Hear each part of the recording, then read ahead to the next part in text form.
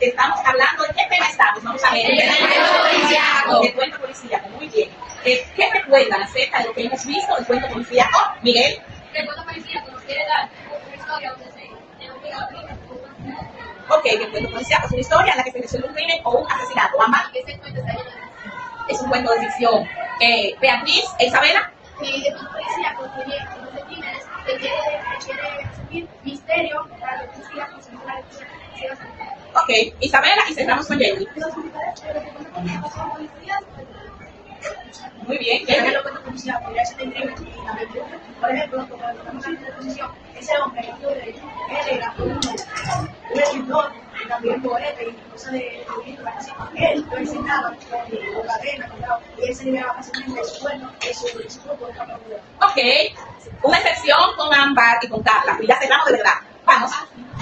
La función de policía es elevar y detener al lector mientras se resuelve. Muy bien dicho. Desafiar y entretener al lector. Entretiene al lector y lo desafía a que vaya a descubrir, que pueda descubrir cuál es el autor. Carla, y cerré con Carla. El cuento policíaco se trata de misterios, hoy se nos va a pensar. Si no hubiéramos esta situación que tenemos que abordar. Muy bien, entonces, recuerden, ¿a qué género pertenece el cuento policíaco? ¿A qué género, Amy? Al género narrativo. ¿Y qué hace el género narrativo, Miguel? Ok. Isabela. Perfecto. El género narrativo es el que sirve para contar la historia. Debemos recordar que en el cuento policíaco no se realiza un manejo del tiempo lineal, reforzando lo que dijo nuestro compañero Denny, ya que el inicio de la historia es después que ocurre el delito. ¿Ok? Entonces debemos tener eso pendiente. Y algunos de ustedes me pueden recordar en qué momento surge el cuento policíaco. El momento. Beatriz. Se estaba formando la policía para la ciudad. Ok, cuando se estaban organizando la estructura del cuerpo policía con las grandes ciudades. A principios del siglo XIX, se comienza este género.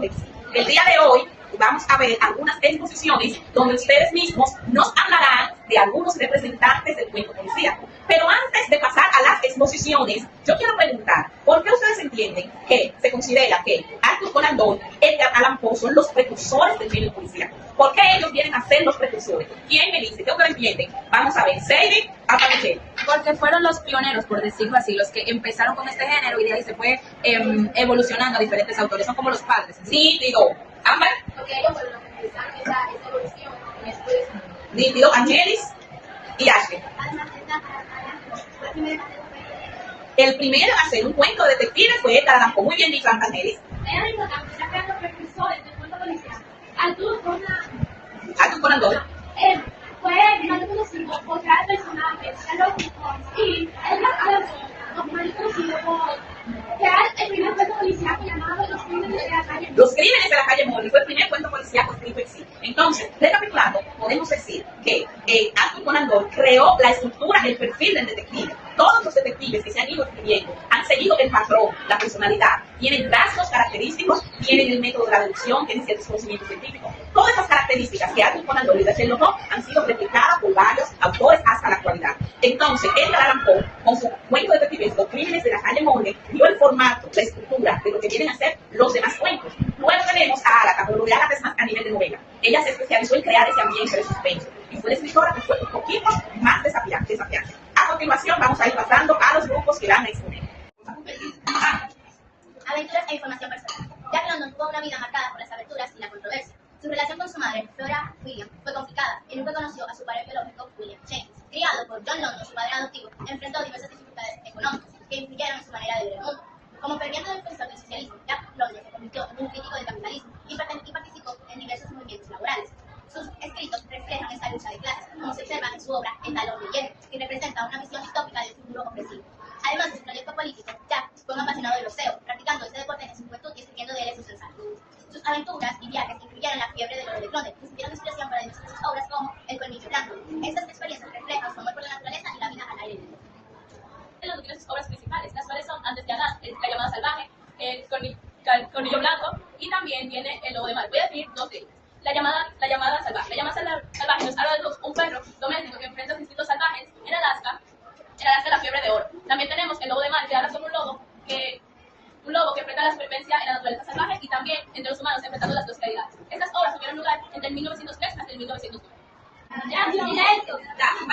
Jack London tuvo una infancia difícil debido a que nació en una familia de clase baja.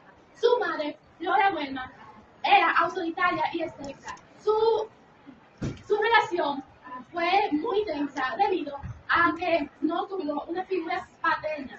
Su padre biológico, llamado William Charney, lo abandonó antes de que naciera. Su madre, Flora Wellman, al casarse con John London, el hombre que lo crió y le cedió su apellido. Debido a esto, su relación se volvió aún más tensa. Jack London tuvo dos matrimonios. El primero fue con Percy Charney en 1900, con quien tuvo 2 hijas, y luego se divorció con ella en 1904 debido a sus tensiones personales. Luego, en 1905, se casó con Charmian Hitler, quien fue un gran apoyo para él en su vida profesional, ya que ella también era escritora y lo ayudó en algunas de las creaciones de sus obras. ¿Cuál fue el legado de Agatha? Agatha fue una de las primeras mujeres en el género del misterio.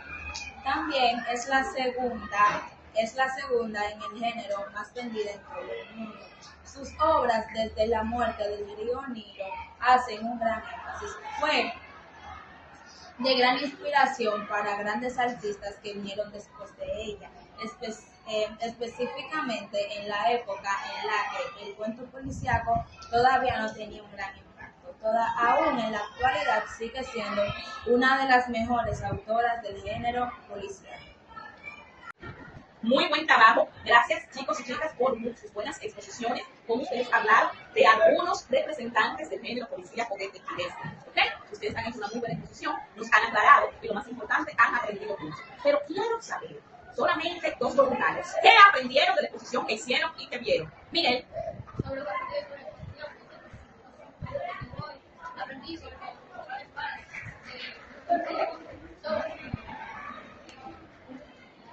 Ok, vamos con Momili. Le rebota a Momili la respuesta.